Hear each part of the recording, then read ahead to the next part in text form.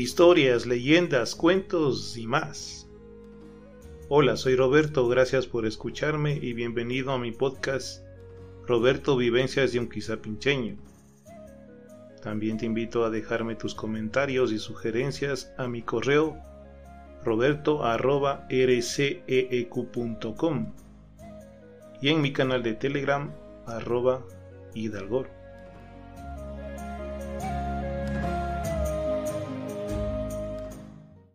Bienvenido, Roberto te saluda a estas memorias Quizapincha y sus encantos.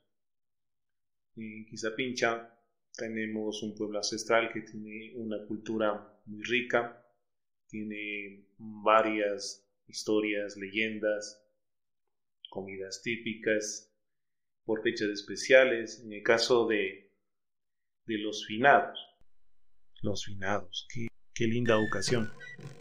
Una de las fechas del calendario festivo más esperadas por cada uno de sus integrantes del pueblo, de la parroquia, por todos los que viven en Quizapincha y los que nos hemos ido pero que regresamos continuamente.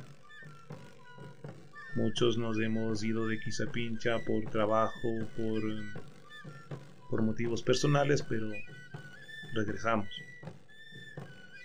Y es importante en los finados rescatar que es una de las fechas, una de las conmemoraciones más lindas del calendario anual, del calendario tradicional de antaño, donde se pone de manifiesto las costumbres familiares que se transmiten de padres a hijos.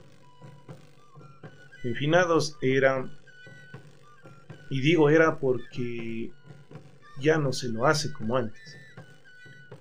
En los últimos días de octubre se reunían los indígenas, sobre todo, bajaban al centro de la parroquia para realizar pan, para preparar pan para estas festividades. El pan lo hacían muchos con harina de trigo, no con harina procesada, la harina blanca que decimos, sino la harina de trigo que es morenita. Esta harina no leuda mucho como la harina blanca, es un poco más durita, más tiesita el pan cuando ya está hecho, pero que para el caso de hacer las figuras de las guaguas y los muñecos de pan, prácticamente no cambian mucho entre la masa cruda hasta cuando ya está horneada. Era importante porque cuando se reunía la gente siempre compartían entre familias para realizar el pan. Cuando yo era pequeño, hablamos de unos 40 años atrás, donde mis abuelitos hacían pan a horno de leña, y entonces muchos de estas familias indígenas bajaban, muchos les conocían a mis abuelitos, se llevaban bien y bajaban por estas fechas entre el 30 de octubre hasta el 1 de junio para preparar el pan. Y era bonito porque en esta ocasión se reunían las familias. Habían unos que ya estaban haciendo el pan, otros que recién llegaban, otros que estaban esperando hasta para más tarde, según cómo vayan desocupando artesas, mesas y demás. Y mientras unos ya estaban realizando sus panes, haciendo sus figuras, haciendo sus locuras en la masa, buscando tener algo como una guagua o que se le parezca.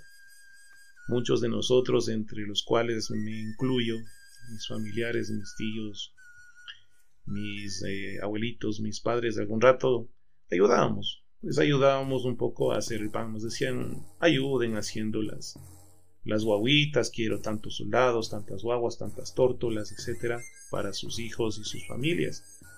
Y en eso algunos de mis tíos eran muy hábiles. Tengo un tío que es muy hábil, que hacía las guaguas, los soldados, hacían los caballos, hacían tórtolas, distintas figuras. Por ayudarles a hacer eso, nos daban una ración, un pedazo de masa, como una ración por ayudarles, y entonces nosotros también hacíamos en base a eso lo que queramos, ¿no? Al final también, cuando ya el pan estaba horneado, ya ellos ya cogían sus panes para irse a sus casas. También nos regalaban algunos panes de ahí como para probar. Así que por finados lo que más había en la casa de mis abuelitos era pan. Y pan de todos los tipos, unos bastante sencillos, otros muy elaborados, pero había bastante pan. Pero lo bonito era compartir con estas personas en su alegría. No todos eran hábiles, obviamente no todos eran panaderos, pero querían compartir junto con sus hijos cómo hacer la guagua, cómo hacer el soldado, que por acá este pan aplastado, que por acá, o sea, cada uno una historia distinta. Pero a la vez todos ahí, mientras esperaban unos a otros, se convidaban. Me acuerdo yo que muchos se les iba toda la mañana en hacer el pan, y los que ya llegaban tenían que esperar, y hasta cuando esté listo o les toque el turno, pues tenían ahí un fogón disponible donde muchos preparaban sus alimentos, otros se tenían cocinados y se compartían. Eso era lo bonito. Entre personas que iban a hacer pan, se compartían. Unos llevaban, qué sé yo, habas cocinadas, mellocos, papas, ocas, lo que sea, y se convidaban. Eso era lo bonito, lo especial. Luego cada familia que ya terminaba de ya terminaba de hornear su pan, se llevaban en los baúles, ya sea que se los llevaban a sus espaldas o si no los llevaban a través de un burrito, los llevaban a sus casas. A sus casas que estaban distantes del centro y aún así todavía con caminos un poco malos, porque solo de tierra, pero eso lo hacían. También por estas fechas, muchas personas asaban sus cuyes y sus gallinas para brindar a las familias que venían de otros lugares o para hacerlo ofrenda. Cabe recalcar que, por ejemplo, los indígenas tenían, bueno, al menos yo me recuerdo cuando fui niño, tenían una costumbre de ellos el 2 de noviembre se iban a hacer una ofrenda a sus fieles difuntos, para lo cual llevaban las chamelitas, que son ollas de barro, llevaban colada morada, llevaban una shigra pan y también llevaban cuyes asados. Ellos estaban junto a sus fieles difuntos, rezaban, oraban durante un tiempo y luego sacaban sus alimentos y se compartían. Y compartían tanto entre los mismos elementos del núcleo familiar como de otros que estaban por ahí cerca. Es una costumbre que ya no hay, no se ve. Ya sea porque algún rato se podría considerar que en el cementerio hagan eso, es un punto de, digamos, que no haya asepsia o nos podamos enfermar, pero la verdad nunca vi eso. Siempre tenían ellos sus alimentos cuidados con sus manteles. No vi en ningún instante que ellos se hayan descuidado de eso, del aseo, digamos, para servirse. Lo que pasa es que es una costumbre que cuando yo era pequeño lo hacían los adultos mayores o las personas de la tercera edad. Muchas de esas personas ya no viven, ¿no? Han fallecido, y sus hijos pues ya no siguen el mismo estilo de las costumbres. Quizá pincha tener bastantes personas que salen del pueblo, adquieren otras costumbres. Lamentablemente se va perdiendo costumbres propias por adquirir otras. No está mal que nosotros sepamos de otras costumbres, pero perdemos identidad.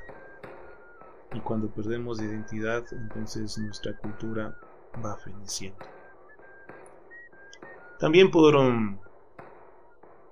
finados, me acuerdo, en Ambato hacían las ferias de los barros, una feria donde se presentaba ollas, juguetes y varios elementos hechos en barro como ollas, platos, las cucharas de palo.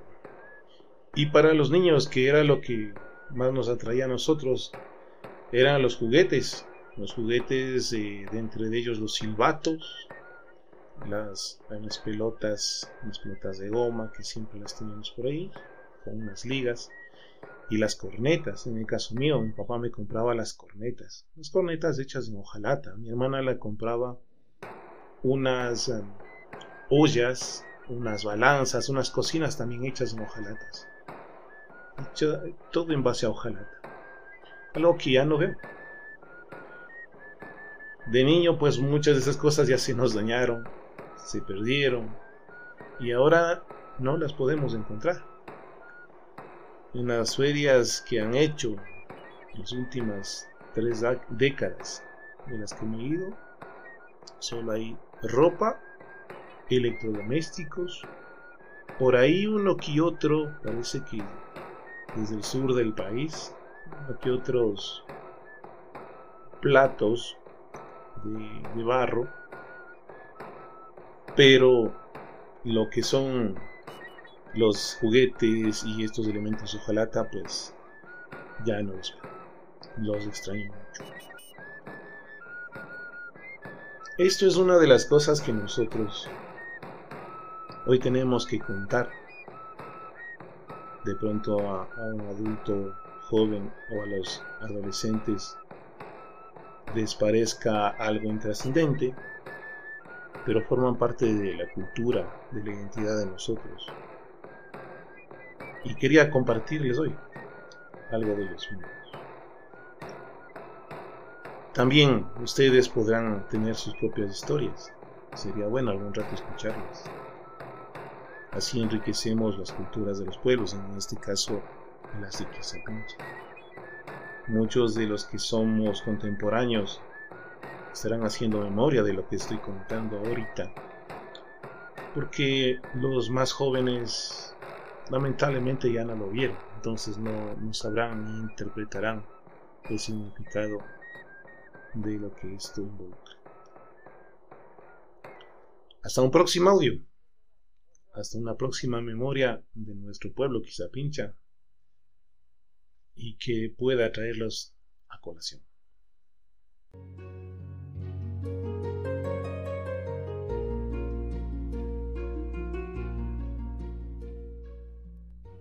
Llegamos al final de este episodio. Gracias por seguir a Roberto Vivencias de un Quizapincheño. Suscríbete y espero tus valiosos comentarios y sugerencias a mi correo.